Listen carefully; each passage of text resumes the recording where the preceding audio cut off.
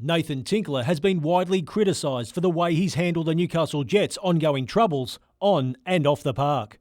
Seen having breakfast in Newcastle this morning with coach Phil Stubbins, the Jets owner was more than happy to return serve. All those problems have been widely reported and you guys have been proud to report it for the last 4 or 5 years. So, I just keep catching the bullets and getting on with business, and I'm sure people are sick of reading about it as much as I am. The boss is still standing firm on the mid-season bloodletting of senior Jets players and staff after a humiliating loss to Adelaide. 7-0, when you're a man, you say they're men. Well, when you're a man, the only thing you can control is your effort on the field. And if you want to go out there and throw the toys out of the cot and not perform, well then I'm sorry, you're not a man, okay? He's backing his embattled coach despite a season to forget. Phil would be the first one to say not good enough. Phil's a winner, and he knows what he's doing. But is he a winner? I mean, three wins from 25 games. He's the coach. Yeah, no, that's right. He's the coach, and he accepts full responsibility for it. Nathan, a few home games ago, there was a banner put up. Enough lies, failure, and arrogance.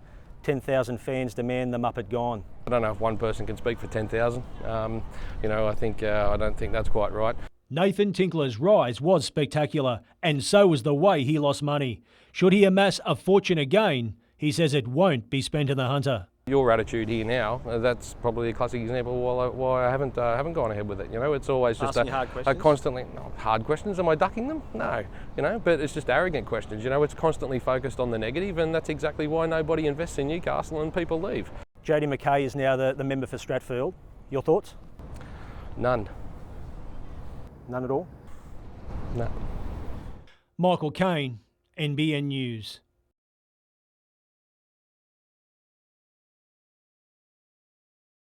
They might be fiercely opposed to forced mergers, but talk of altering council boundaries has ramped up. One Maitland councillor says the current borders are ridiculous and need to be brought out of the 19th century. What we want is the Department of Common Sense to come in and say, this is what we should do. It's complex, it can be solved, and it should be solved. It comes as the deadline for submissions on the state-commissioned Fit for Future report approaches. The situation as far as, say, Beresfield is concerned, we have to drive through Beresfield to get to one of our suburbs of Woodbury. If you take it Greta, we have our garbage truck going up one side of the street and Cessnock has their garbage truck going up the other side of the street. But Beresfield won't be leaving Newcastle under the Lord Mayor's watch. I'm not looking to try and expand boundaries and build empires. I'm really interested in working in a collaborative process with mayors of the Hunter. It's not the only suburb in Maitland's sites. Hinton, Wallalong and Woodville in Port Stephens have also been the subject of discussions. Councils across the state have until June 30 to respond to the government on their financial sustainability and stance on potential amalgamations. Lauren Kelly, NBN News.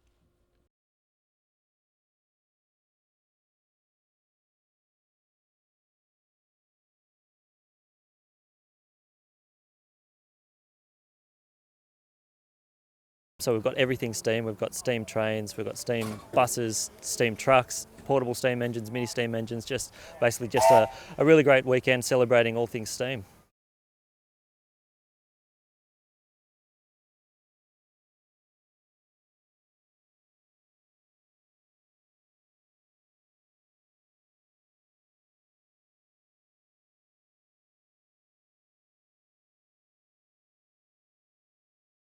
They're some of the best in the business, Australia's top dough. And in the sport of baking, there's one title that reigns supreme, the Baking World Cup.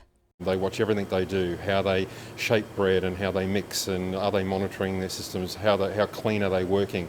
Every 4 years, bakers from 12 countries gather for the ultimate cook-off in where else but Paris, flying the Aussie apron, Brisbane pastry specialist Ben Hazlitt, as well as two Novocastrians, artistic master Dean Gibson and the king of bread, Dean Tilden.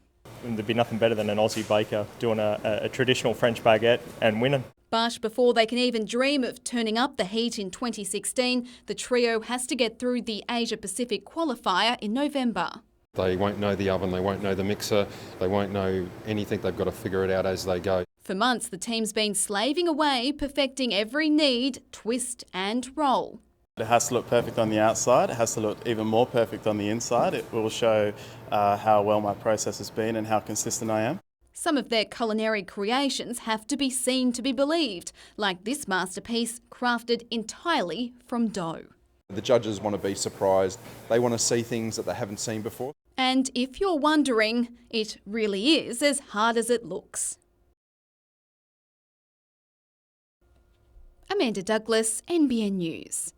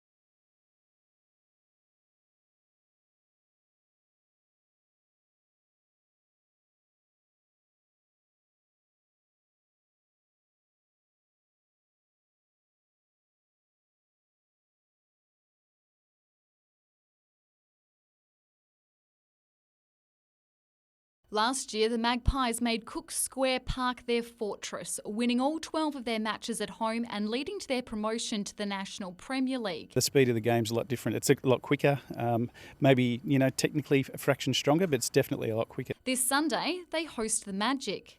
For me, they've been the benchmark for a long time in this town. I think from them, they're always going to be strong. They're strong everywhere across the park. Ex-Newcastle Jets skipper Matt Thompson is more than willing to share his wealth of experience with his fellow Magpies, but he's still a bit rusty. At this time, I'm still sort of getting my own feet, obviously not having a full pre-season.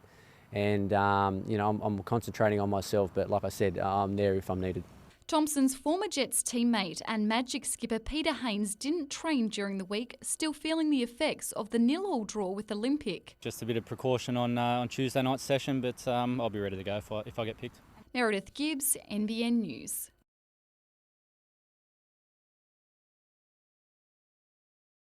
The last time these two met was in last year's semi-final, with Hamilton coming off second best. It'll be in the back of a few of the boys' minds, I'm sure. They went out in straight sets last year, but a lot of injuries we had last year and different personnel this year. Greens captain Gareth Ernst will be missing in action for the big game as he's getting married. Jay Strawn will step up as skipper. I've taken a bit of a leadership role this year with the first grade team, so hopefully I can step up again and put a good performance in. There are several other big changes for Merewether Carlton, which is looking to add some flair to the backline. Kenny T, Kent Hatchwell, he's out of the centres because of a concussion against Beaches last week. And Blake Crichton comes back into the team at the back. While their opponents lose their skipper, the blue and gold gets theirs back along with a raft of other stars. We've got Steve Lamont's back, our captain and probably one of our inspirational leaders, he likes to call himself. And also our 5'8", Jason Keelan, and probably one of the best players in the comp, I think, in Rob Smith, our inside centre. In this weekend's other matches, Maitland will host heavy hitters the Wanderers. The Students take on Nelson Bay. Both Singleton and Lake Macquarie will be vying for their first win when they meet at Rugby Park, while the Tars meet Southern Beaches. Meredith Gibbs, NBN News.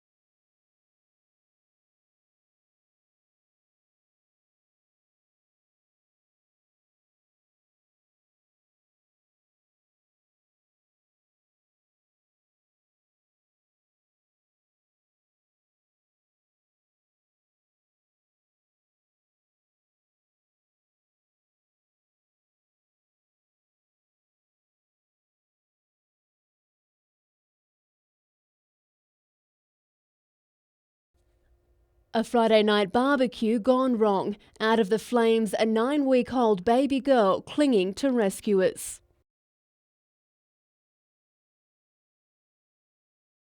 Suffering extensive burns to her head, arm and leg, the baby is airlifted to a Sydney hospital along with her mother and aunt. Brave neighbours were first on scene administering first aid. The owner of the house, Paula, came running out with the baby and just passed me Molly. Put her in a cool bath with the towel on the bath. She was quite badly burnt. Tried to cut off her clothes, tried to take the nappy off. It's pretty horrific to see a child like that. Firefighters say the blaze started from a barbecue just before 7 and quickly engulfed the timber-framed home. Its ferocity shattered the neighbours' windows. Today, crews returned to the scene. And some of the neighbours are still feeling the situation, the emotional situation.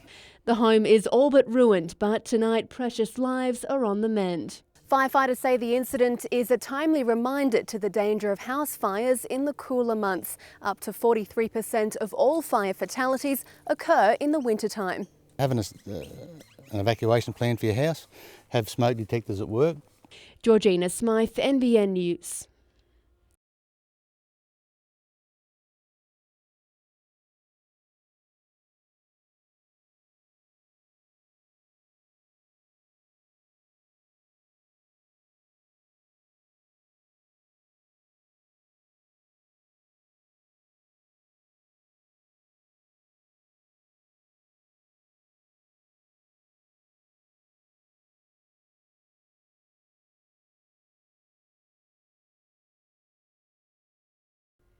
The small community with a big fight on its hands. For 5 years, residents of Bulga have been trying to stop the expansion of Rio Tinto's Mount Thorley Warkworth open-cut coal mine. Well, we'd really like somebody to listen to us and to hear what we say. The expansion's approval was overturned in the Land and Environment Court.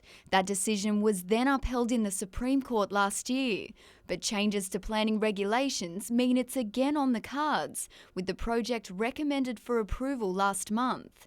Residents are now taking their fight to the Premier's doorstep, with plans to hand over a declaration with more than 2,500 signatures to Mike Baird on Monday. What we want Baird to do is to stop the current processing of the application.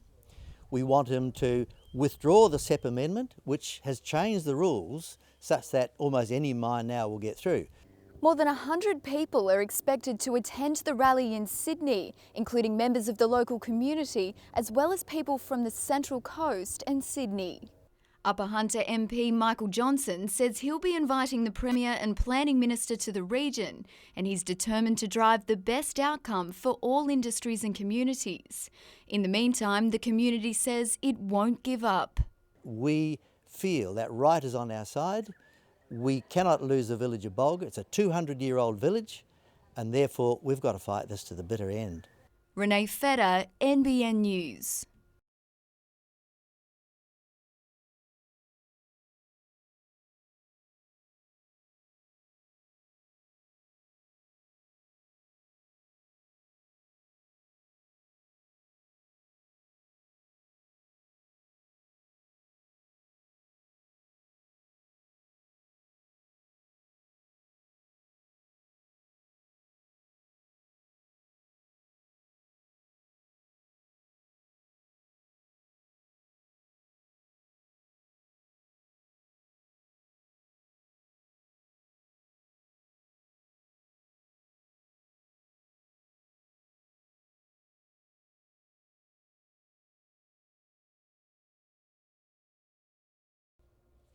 Full steam ahead.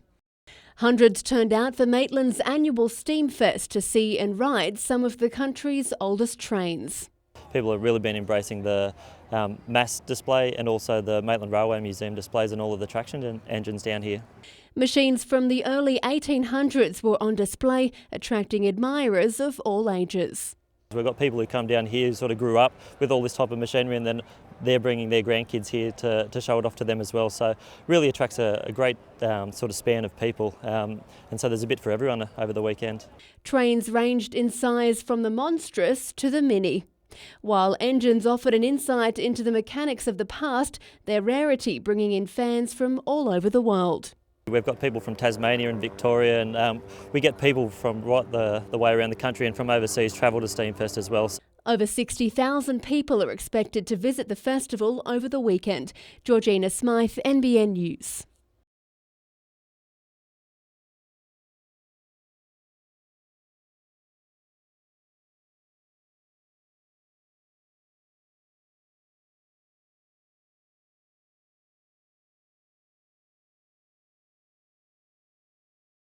We're going to end up doing around about 9 or 10 Ks in swimming, something in the region of 100 Ks ride and then about 30 Ks of running. It was something that we thought we had to do, and the idea of being able to do something that most people with Crohn's could never even dream of doing.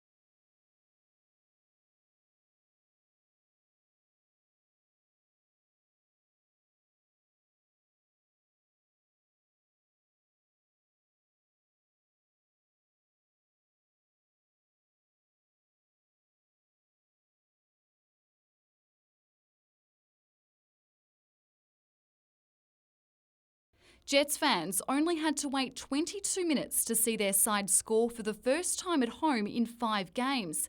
Edson Montano set up his Serbian teammate.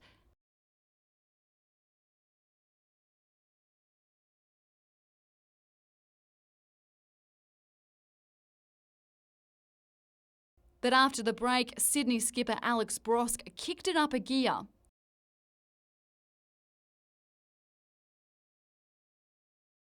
Newcastle goalie Ben Kennedy had his hands full.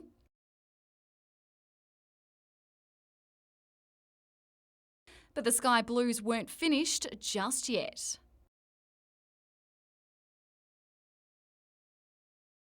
The skipper gave them their third in just 8 minutes. The home side hit back with soon-to-be ex-Jet Andrew Hull working overtime.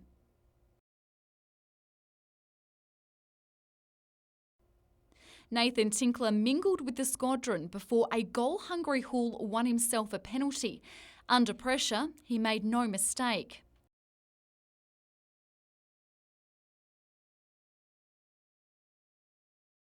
Levelling at 3-3 and giving the fans and owner plenty to cheer about.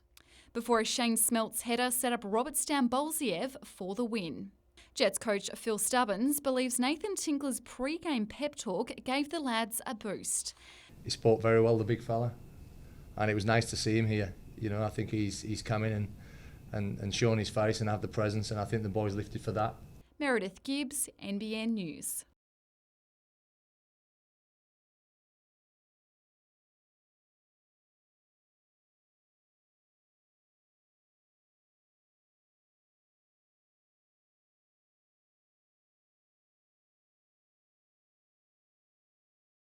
Just something we're going to manage over the next couple of weeks, and in a couple more weeks we get a break.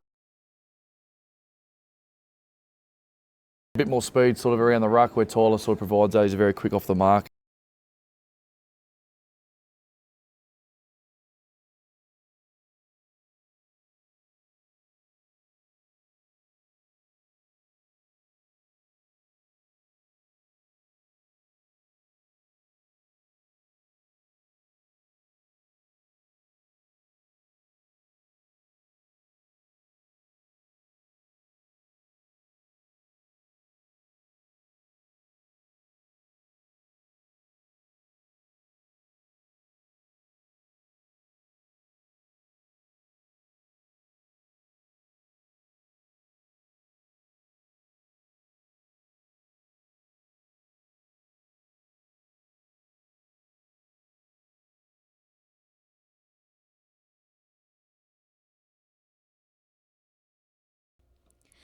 The scene of an armed robbery that's even alarmed police. Just before 7 p.m, a man entered the service station on the Pacific Highway at Marks Point, demanded cash and stabbed the 26-year-old attendant in the chest before he even had a chance to hand over any money.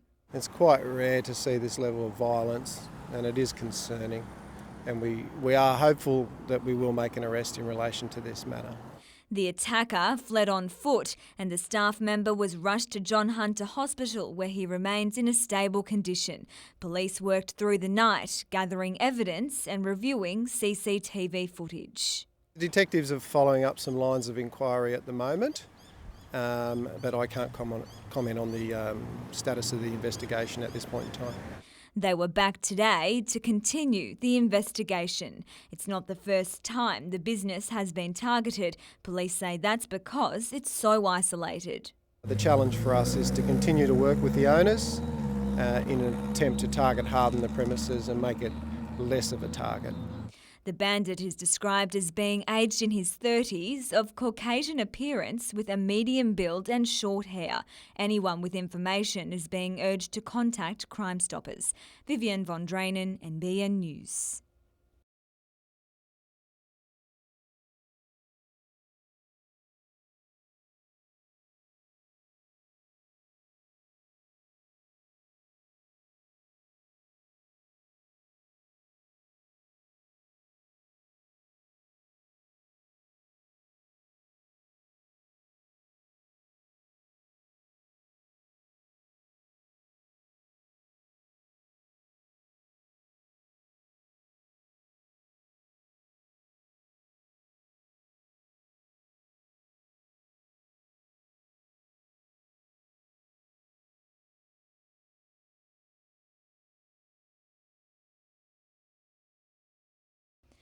Extra bus services from the Baird government to cater for growing areas of the Hunter. From tomorrow, on a weekly basis, there'll be an extra 30 services for the 263 from Cameron Park to Charlestown, 34 for Route 267 from West Wallsend to the University of Newcastle, and 5 for Route 268 from Killingworth to Glendale.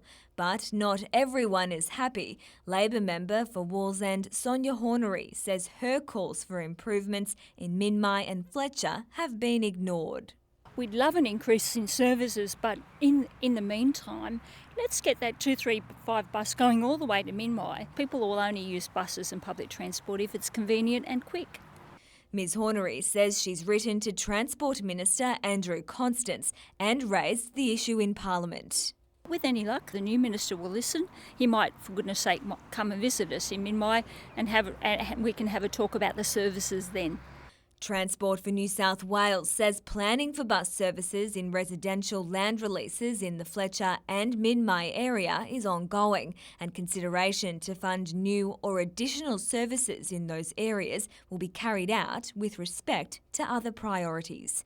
Vivian von Drainen, NBN News.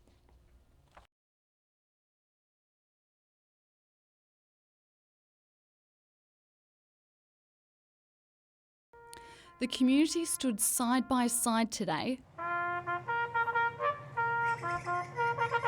to honour Lake Macquarie servicemen and women who took part in the First World War.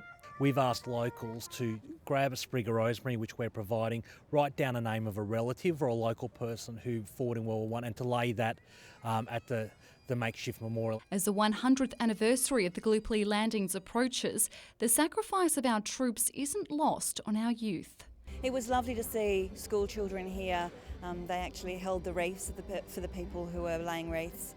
School children, young children laying sprigs of rosemary with people's names attached to the tags, people who they might have known. For Alyssa Holt, today was about remembering her two great uncles. One ended up injured and he got killed in action. He was trying to rescue other people over in Belgium. So and he's buried over there somewhere as well. Our New Zealand allies were also honoured as part of the special ceremony. Some of them are veterans and members of the Toronto sub-branch, now for about 4 years, going on 5 years. And it was lovely to see them here in traditional dress today. Meredith Gibbs, NBN News.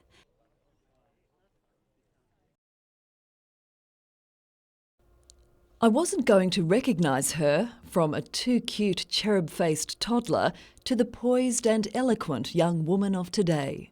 When you have a look at that story from 10 years ago, what do you think? I think I'm pretty cute for one, because I'm little and it's pretty amazing to see how far I've come from that little girl that's kind of got no idea what's going on. Chloe Banks knew more than most at that tender age. Diagnosed with leukemia at 15 months, on the day we met, she'd just completed treatment and was leaving hospital. Let's take my pony home. 10 years on, Chloe has celebrated remaining cancer-free, the milestone marked with a special gift fitting for the talented dancer. Custom-made tap shoes, a one-off design complete with crystals. They kind of represent the milestone and my passion for dancing all in a shoe, really. Yeah. They're pretty special, aren't they? Yeah, pretty special. Chloe is also passionate about raising awareness of cancer charities, and that's how our paths crossed again recently when she performed at a fundraiser for the Cancer Council's Stars of Newcastle event. It feels pretty good now that I've hit that milestone, and it's like, wow, and then and I suppose other people that are still going through it can relate to that and be like, wow, that's where we can end up, and I think that's a really important thing as well. She's pretty incredible and way beyond her years.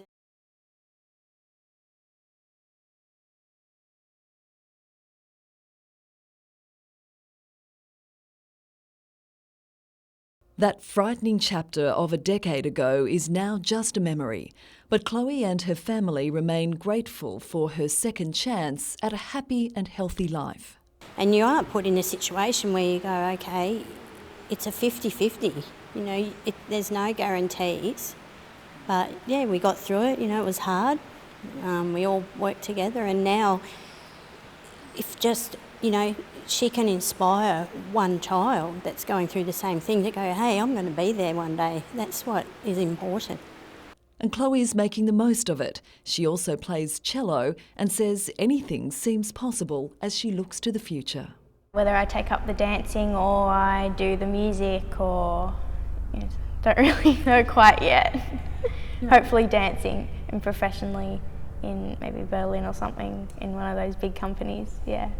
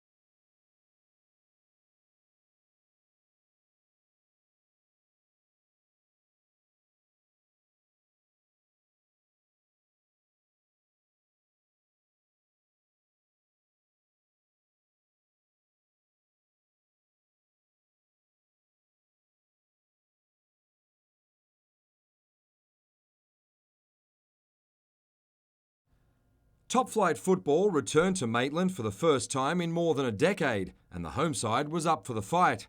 Justin Broadley had a decent early chance for the Magpies. Just after half an hour, Harry Maguire forced a great save out of Nathan Archbold.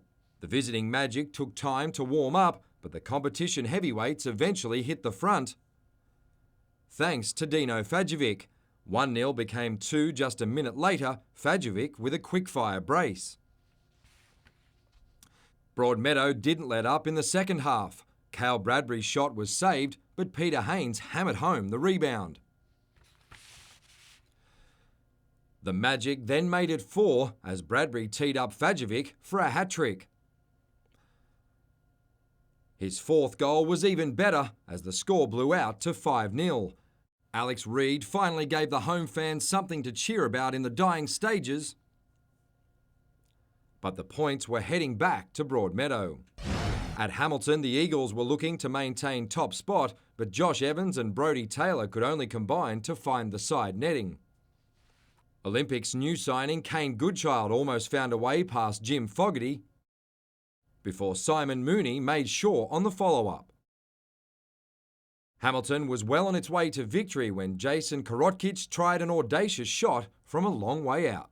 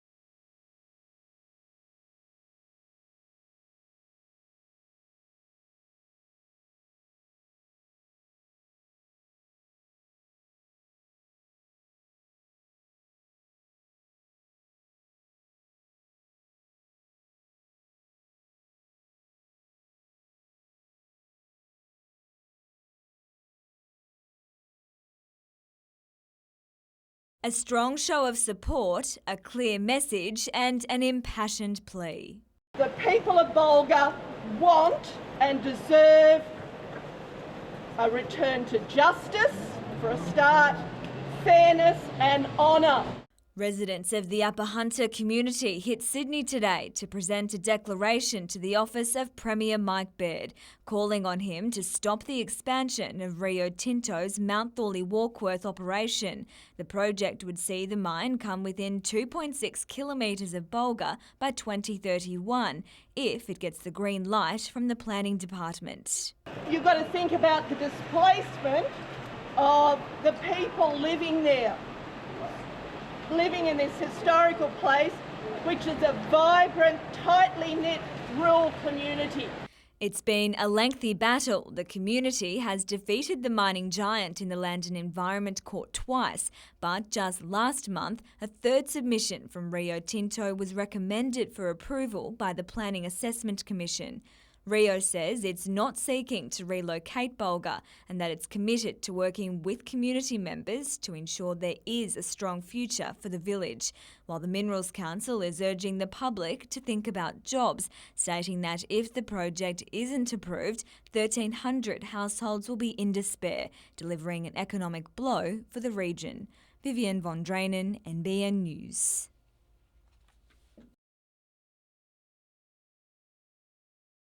Voter turnout in 8 of the 9 Hunter electorates was above average. Newcastle, however, was below par, with 5,351 people failing to vote. The reasons varied and many valid. It's only because I only just recently turned 18. Yeah, so I just forgot to enrol myself. No, I didn't vote. I've been transient and homeless lately, so it was the last thing on my mind. Of those in the region who did, more than 12,000 were informal, voter fatigue seen as part of the problem. Most people were sort of, why are we here again and didn't we just do this? All up, 40,442 people didn't head to a polling booth on March 25 in the Hunter, and with $55 fines, that could potentially tally $2.2 million. The electorates with the worst turnouts were Lake Macquarie and the Upper Hunter. Charlestown was the best. I think it's a travesty that people choose not to vote. There are literally places around the world right now where people are dying to vote. Penalty notices will go out by the end of June. People have 28 days to respond. Meanwhile, Newcastle's Mark Pearson has taken the final upper house seat. Representing the Animal Justice Party, he unexpectedly edged out the No Land Tax Party for the spot. We're absolutely overjoyed about this. We've worked really, really hard for it. We're absolutely delighted that Mark Pearson's got in.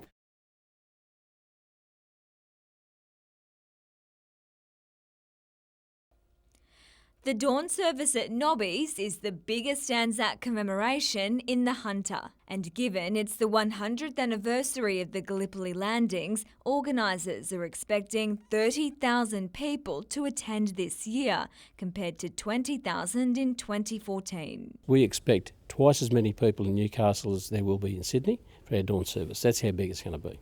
But with such numbers come transport and parking issues, and that's why the RSL is urging people to make the most of extra arrangements, including, for the first time, a ferry service from Stockton. 4 more trains will leave Maitland and 3 from Gosford. The ones out of Gosford will be stopping at Broadmeadow. We would suggest that people get off there because there's a whole heap of express buses running straight from Broadmeadow straight into town. And while the dawn service isn't always blessed with the best weather, 5 days out, the forecast looks promising. Well, at this point, Anzac Day morning is looking pretty good. Probably a little bit cold, bit chilly. That's fairly normal for this time of the year with the southwesterly, but the skies just may be clear overhead. They suffered for us. So I think we owe it at least one day a year to remember their sacrifice. For more information on transport services, visit the Newcastle Council website and follow the links via the events section to Anzac Day. Vivian von Drainen, NBN News.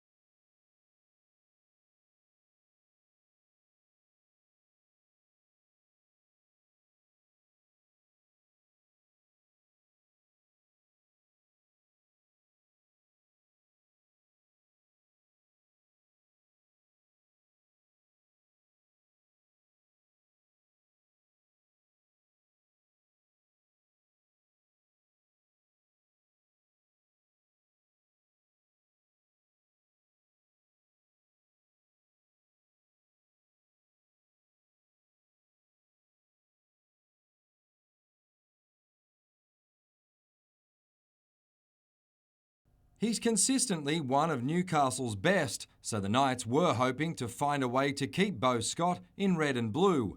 But matters away from rugby league have led to his departure. Shortly after arriving in Newcastle, Beau's family situation changed quite significantly. So as a club, we've worked really close with Beau and his family over the last 12 months to try and assist wherever we can. But it's got to a point now, due to genuine compassionate reasons, that Beau has to relocate back to Sydney to be closer to family. Scott is expected back from an ankle injury in round 9 and is committed to seeing out the season in Newcastle. The Knights, meanwhile, will now concentrate on negotiations with other players such as Jeremy Smith and Cade Snowden. We'll now sit down as a football committee and discuss what the priorities are now moving forward. Certainly Cade and Jeremy and someone like Jake Mamo are next in line. Following the on-field loss to Parramatta, the Knights will return to training tomorrow to prepare for Saturday's clash with the Cowboys. To commemorate Newcastle hosting its first ever Anzac Day game, the club is offering all past and present Defence Force personnel free tickets. As a region, on Anzac Day, we get great support for dawn services, so we thought it's a great way to recognise the servicemen and women that have done a great job for our country. The build-up to what could be a fiery clash has already begun. Cowboys hooker Jake Granville says North Queensland will be out for revenge for Newcastle's alleged rough treatment of Jonathan Thurston in round 2. Mitchell Hughes, NBN News.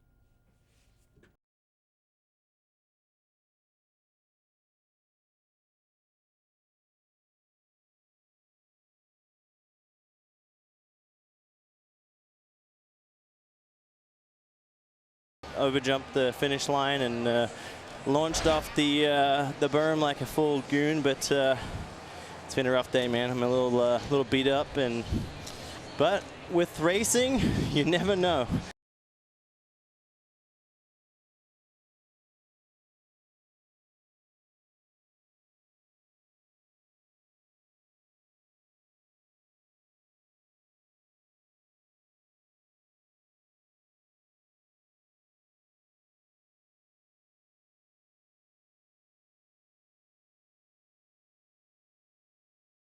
Going up against the powerful Sydney Bears, Newcastle raced out of the blocks in the Wilson Cup final.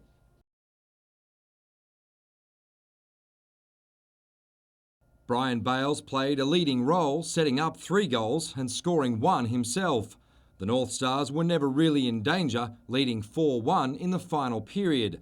Despite a late surge by the Bears, the home side would claim the pre-season cup for the first time in 5 attempts. Not bad for a roster containing some new faces. We're playing a new system this year defensively, so yeah, I just wanted to make sure that we did everything right, and we did. Newcastle will welcome 3 new imports to town this week, 2 from North America and 1 from the Czech Republic. The club is confident they'll fit in quickly ahead of the season-opening doubleheader this weekend at home. I know that they're both going to be very solid teams. Adelaide's added a few players, so has Canberra, and yeah, we're looking at some pretty solid teams. So it's going to be a hard fight, both games. At 44, Captain Ray Sheffield is happy to put his body through its 14th season in the AIHL. It's doing all right. I'm still feeling okay, so yeah, we'll see how we go this year. Mitchell Hughes, NBN News.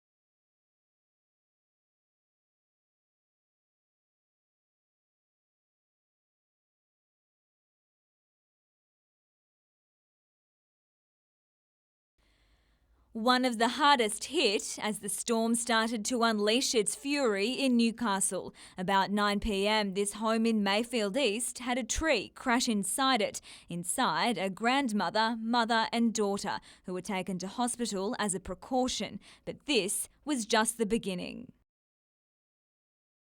Early this morning, the damage was clearer, and in Mayfield, this car in Neville Street in the wrong place at the wrong time.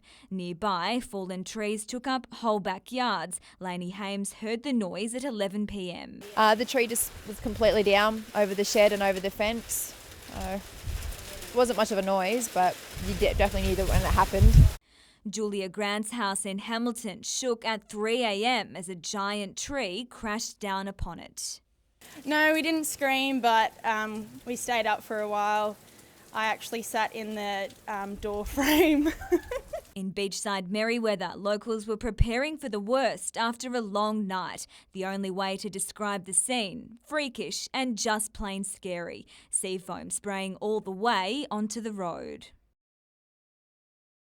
And all of it attracting plenty of onlookers. Yeah, it's pretty crazy. Foam everywhere. It looks like a snowstorm. By midday, the SES had 380 jobs to attend to in unrelenting conditions. It's starting to shape up to be very much like the old Pasha-Bulka storm that they talk about in 07. We haven't had as many jobs yet for that, but it's starting to shape up like it. In the heart of the city, a controversial Lehman Street fig tree could no longer be saved. Civic Park was barely recognisable. Even some of Newcastle's most well-known locations couldn't stand up to the wind. Hunter Stadium's sign was ruined, a section of the old museum in Newcastle West no match for the wind's fury, and businesses struggled to keep water out. Obviously flooded, no damage really, just water. So the office, as you can see, is damaged and water. There was chaos on the roads, and just to make things even trickier, it was bin day in Newcastle. This system has generated a massive 200 millimetres of rain in the Newcastle area in a 24-hour period, causing flash flooding in a number of areas, including here in Tighes Hill. And locals are still bracing for another long night ahead. Vivian von Drainen, NBN News.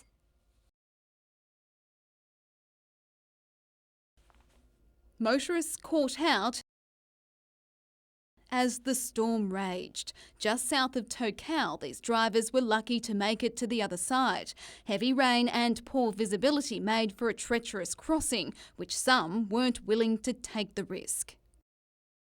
It was a similar sight right across Maitland and outlying areas. Roads became running rivers, once peaceful creeks, raging torrents, while Nelson's Plains looked more like an inland sea.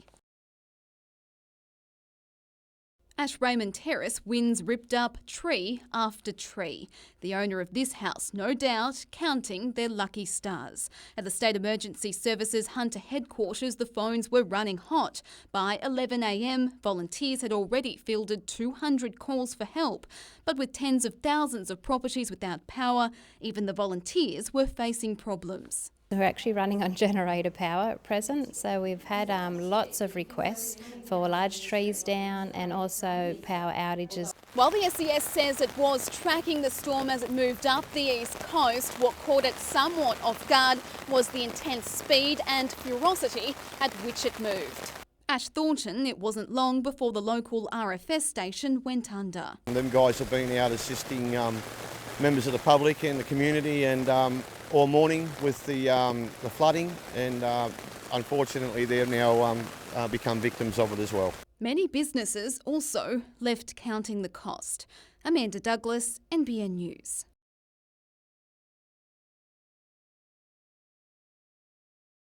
It was a bad day for boating on Lake Macquarie. David Anstey's much-loved brew almost landing in a waterfront backyard at Belmont. A couple of my friends contacted me around about 7 o'clock this morning, and we came down and had a look at it. To my disappointment, due to the mooring chain snapping, has caused this problem with us, yes, which is very much devastating. Also at Belmont, this massive tree crashed through power lines, smashing a fence and a bus stop. At Warners Bay, the lake encroached on the land, while emergency services did the best they could with what resources they had. The Pacific Highway went under at Gateshead, along with the inner city bypass. The southern end of the lake copped it too. Shopfronts at Swansea and homes at Summerland Point battled the wind. It's not just a one storm event. We've got trees down, we've got flash flooding, we've got debris everywhere, and we've got cyclonic winds. It's everything mixed together. We haven't seen this since the 2007 storm that came through the Central Coast, and it's just devastation everywhere. At Saratoga, a house was severed but lives were spared as a 30-metre tree demolished a family home at about 3 this morning. A mother and her daughters managed to escape unharmed. We've got roofs off, completely blown off in Saratoga and Avoca. We've got trees that have come down and completely destroyed houses in the Saratoga area. And we believe there's other damages throughout the Gosford local government area.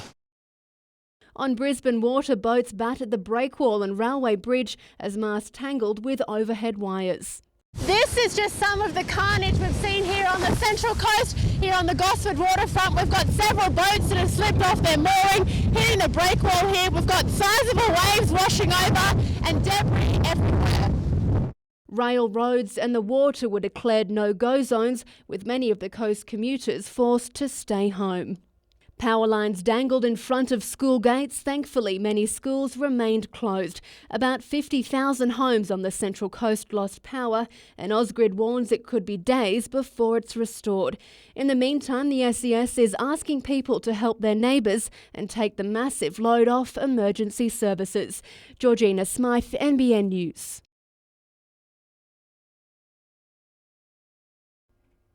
Newcastle Airport open for business, but many passengers weren't going anywhere. Jetstar cancelled all of its flights in and out of Newcastle until 1 p.m. And with no improvement in the weather, more flights were cancelled this afternoon, leaving passengers in the lurch. 1 hour ago they said, I rang them and they said yes, it's flying. So I've made my way up here and now they've cancelled it on us. Now we've got to hope that it's not flooded and go back to Curry, to our house in Curry, and come back tomorrow. From the runway to the Pacific Highway, a torrent of floodwater and floating debris closed both northbound lanes about 10 kilometres north of Raymond Terrace late this morning. While at the turn-off to Stroud, there was more chaos, with some drivers becoming stranded. Dominic Waters thought it was safe to drive through, only to find himself scrambling to safety. I was coming through to get on the highway. I couldn't get past. The water was too high. We tried to turn around. By that time, the water had risen far enough on the other side, so I actually had to get out of my car halfway through and wade through the water. Houses in Port Stephens didn't escape unscathed either. It was chaos. We got up 2:30 this morning and we just got back to sleep and heard this big bang and got up, and this is what we got up to. Rob Linton today counting his blessings after a large tree landed on the roof of his Madawi bedroom where he and his partner were sleeping. His 7-year-old daughter was also in the house. Everyone's all right, thank God. Meanwhile, in Raymond Terrace, it was a similar situation, with power lines down and fallen trees causing extensive damage to homes. The car park of the Marketplace Shopping Centre resembling a swimming pool, with the area copping 200 millimetres of rain since 9 o'clock this morning. Renee Feder, NBN News.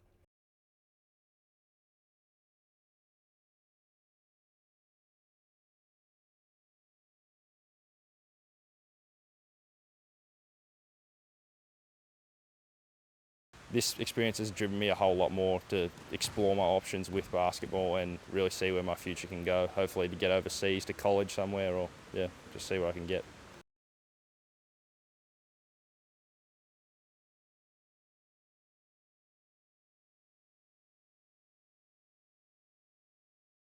I feel like we're just one big family. Like, we all trust in each other.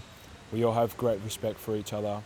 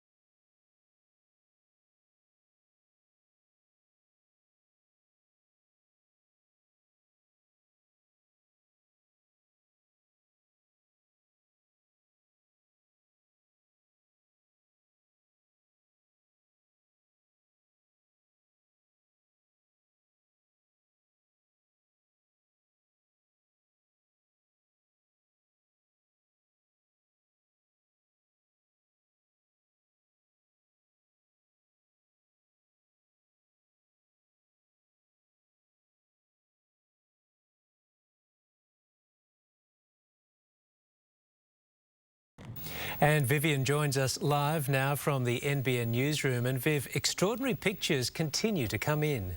Yes, Paul, we've just received some vision into the newsroom captured by people in Newcastle of the moment a massive gum tree fell onto their property, and in the vision you can see the moment the tree splits, falls onto the street and then onto cars below, which is actually quite scary. But thankfully firefighters were already there. They were responding to another call for a fallen tree, so they did actually notice that one when it started to fall, and thankfully no one was injured. We've also got some new information in from Transgrid. They're saying that if you don't have power at the moment, it's unlikely that you will regain power tonight, so make sure you do have a plan for no power. Thank you.